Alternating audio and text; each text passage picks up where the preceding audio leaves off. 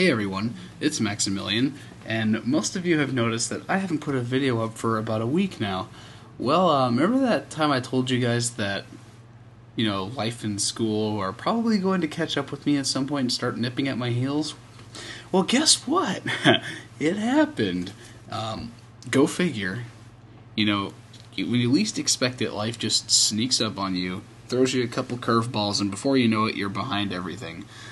Like, this last week has been crazy hectic, and I have been so unbelievably busy, it's not even funny. So, I'm finally getting this video up. Sorry to be so late. Thanks for being patient. I'll make it up to you at some point with something, I promise. But, onto the video. You'll notice that it looks a bit more stretched this time, and that's because I'm an idiot, and I was tinkering with things I shouldn't have been tinkering with, and as a result, my resolution got all screwed up. I'm so frustrated about when I found that out because I couldn't think of any way to manipulate it or reverse it.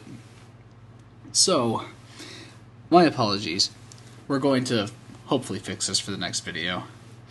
So yeah, that's what happens when you get a wee bit too curious. So, this is the first half of Silph Co. I don't know if I could call it a half. I'm not exactly sure how far I went into it, but I basically just took every teleport I possibly could and followed around every pathway possible and fought every trainer that I could find. Because this is a great place to level grind, and you need to take advantage of it while you can. Plus, Gary's Pokemon are definitely above par for us right now, so we gotta catch up to him. I might have to just do some off-the-record level grinding between the next few episodes or so. But we should have this done in the next episode, and we should have a Master Ball by then. And then we get to have some fun. Yeah. And by fun, I mean beating Koga and Sabrina. Go figure. We won't be able to do the old man glitch for a little while, because we do need the badge from the Fuchsia Gym in order to actually use the HM outside of battle, which kind of sucks, but it's not much of a hurdle to get over. So we're gonna get there eventually. Trust me on that. Right now it is almost 2 in the morning. I'm exhausted. And I just got around to doing this after taking care of a bunch of homework and other random things, freelancing, etc. And I have to go to a career fair tomorrow, and I'm definitely not going to get enough sleep for it. So, wish me luck on that. Leave a comment or something. I don't know if superstition or not, but whatever.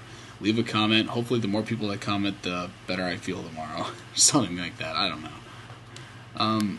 I gotta go to a career fair, so that hopefully I can secure myself an internship with some company for the summer, because it's getting to that point in my life where I need to start looking for a job. I need to start finding companies that suit my interests, that will work with my degrees. So it's time to get my name out there. I just printed off a ton of copies of my resume, and I gotta get all dressy and fancy tomorrow and go talk to a bunch of people who want to hire me. So, I'm pretty good. I mean, I'm definitely in a better situation than most of the people, considering the economy is pretty bad right now and jobs are hard to come by. And I've got a huge opportunity with this, so I'm definitely going to take advantage of it. So, another college advice. I should start like a little mini-series of this, like college advice with Maximilian while watching Pokemon. It should be like something that it's like better than Dr. Phil. But here's my little college tidbit. If you go to a university and they offer any kind of career fair, or some company comes into town and they give a seminar, by all means, go to it. Even if you're not sure that's the field you want to get into, if you're still kind of unsure about your major, the more that you go out there and the more you experience these companies, and the more you get your name out to these companies, the more likely you are to secure yourself a position, get yourself a job, and find something that you're really interested in. The more that you can vocalize who you are, the better off you'll be in the long run. So, there's another little college advice with Maximilian. I'll try and make that a regular thing, I don't know. It just kind of comes to the top of my head when I'm thinking about these things. Oh, by the way, I don't know if you guys realize this, but Dragonair is super duper awesome fun. You don't realize how much fun it is to fight with dragon-type Pokemon until you actually have one, and it's strong enough to fight on its own. You don't have to like level grind it with assistance anymore. It's so freaking awesome. Oh, and by the way, I'm using that wrap move over and over again. It's practically cheating when the other Pokemon's paralyzed, but I don't know. I guess it makes me technically a hypocrite, because I totally hate that move, but it's so good in this game. I don't know. Whatever. I mean, he's going to learn a better move than Wrap soon anyway, but that's all I've got to work with, so I'm just going to blame it on that. Oh well. What are the odds of me metronoming into Mirror Move? I love Metronome. I think it's one of the greatest moves that they could think of for this game. Just pick something totally at random and go for it. But really? Mirror Move? I mean, come on. I think I'd at least have some kind of a filter for moves that don't work. At least not on their own anyway. Oh well. What can you do? It's a crapshoot. That's kind of the idea of it. You can get lucky and sometimes you can't. Overall, Metronome is just super fun.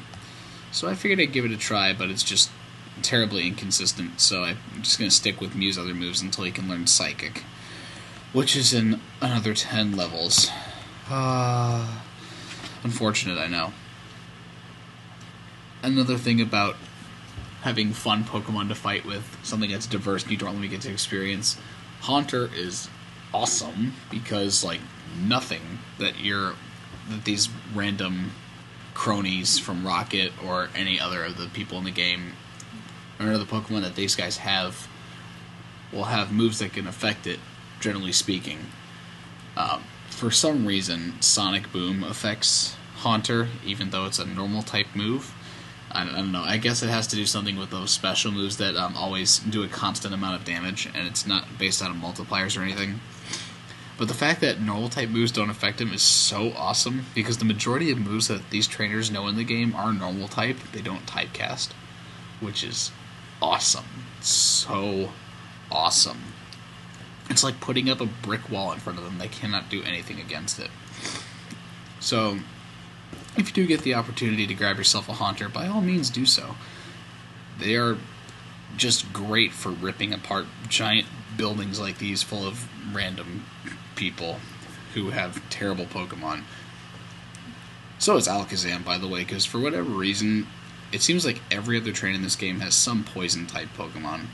I'm not sure what the deal is with that, but hey, all the better for Alakazam, right? I mean, he tears apart people that aren't poison-type anyway. Alakazam's ridiculous. I'm pretty sure I mentioned that before, but there's another one for you. Because he's too ridiculous to be mentioned only once. Alakazam. Speaking of Alakazam, I actually, I was talking with a friend of mine, because I noticed that he had a bunch of drawings of Pokemon as well, and they were actually pretty good. So I asked him, hey, could you draw me an Alakazam? And he said, sure. And I said, can you also draw me a Mew, a Gyarados, and an Electabuzz? He's like, could you ask me only one at a time, please? So I thought, you know what? I think I'm going to ask my viewers a question, so I'm going to give you guys another poll for this video, because you've been itching for a poll, obviously, since we haven't fought a gym leader in forever. I know you guys are, don't lie. Go ahead and put your favorite Pokemon down that you love to see drawn by my roommate, and I'll post it at the end of one of these videos once he gets it done. Can only be one, though, so it's going to be the one with most votes.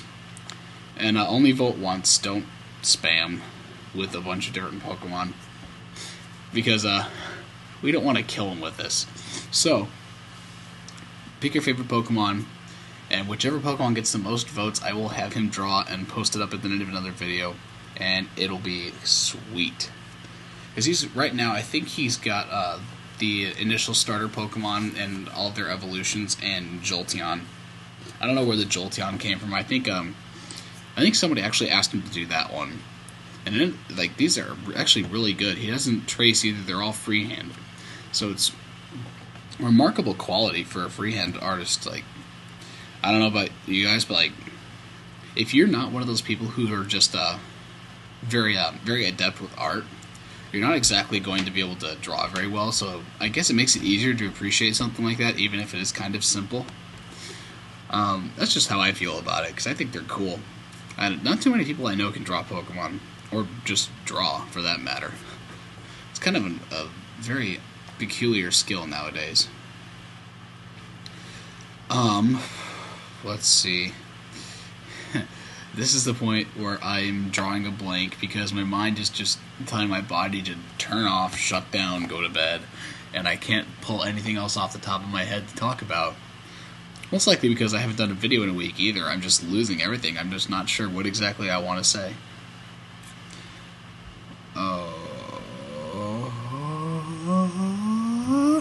Darn it.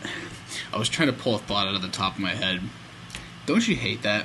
When you know you're thinking of something, but you can't quite think of what it is? It's like you're clawing at the back of your brain, just trying to root through all that mush and get to it, but you just can't do it. And it's so annoying. That is one of the worst feelings ever. I know it's happened to me several times.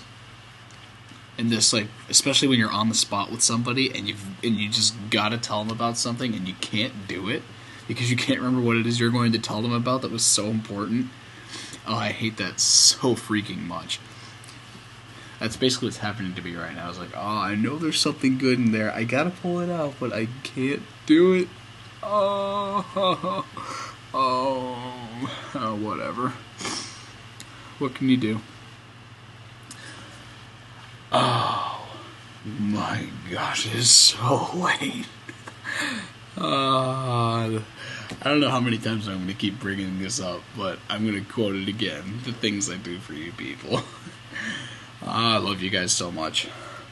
I mean, without you guys, this channel is basically meaningless. So, thanks for sticking around with me, and thanks for bearing with me. I do this for you because it's fun. I love it. Even though I kind of complain about it sometimes, like, oh my gosh, it's so late, I can't think of anything to talk about, I gotta go to bed. I really do enjoy doing it. So I'm gonna definitely try it and avoid life throwing me curveballs anymore so I can get these out to you quicker, because honestly, a week to wait for a video is way too much, and I'm really sorry about that. I really am. I've been putting a lot of things off lately because it's just one thing after the next. Oh, it's been crazy. So, but then again, that's what happens around the end of September, beginning of October when you get into college. These amazing things called midterm exams start happening, or just exams in general, and quizzes and assignments and papers and everything else that comes with college starts happening, and then you realize what a mess you've gotten yourself into. So, be prepared for that, by the way. Your workload in college, even though you're not going to spend nearly as much time in classes in your general day, is going to be monstrous. So, be ready for it. On average, I know some people will tell you that for every hour you spend in the classroom, you're going to spend 2 or 3 hours that week studying. I think that's a little exaggerated. Like 3 hours a week for every hour you're taking in the class. That's a lot. For those of you who don't know how the college system works, everything is done based on credit hours. Credit hours is basically a unit of measuring how difficult that class is, or how much time you have to invest into that class. On average, most college classes are 3 credit hours. If you have a lab for a class, it's usually an additional 1 credit hour. But some classes that are really intensive can be as much as 5 credit hours. These are the things like your core math classes, like calculus, and some advanced courses too. But on average, an average semester is about 16 credit hours. That's actually what I'm taking right now. A lot of people consider 14 to be slightly maybe below average, not quite, kind of average for a freshman. And then 18 is like that upper threshold. 18 is that's a lot of work. Anybody taking more than 18 is borderline suicidal, in my opinion. I don't know how they do it, but on average, if you're taking 16 credit hours worth of classes, essentially meaning you're spending about 16 hours in a classroom per week, you're going to be studying for about 48 hours a week. At least that's what they tell you. I don't think that's necessarily true. It's probably more along the lines of 25 to 30. But, just a little heads up, you're going to be studying a lot in college. So, Thank you for watching. Thank you for being patient. I'm going to put another video out as soon as I can.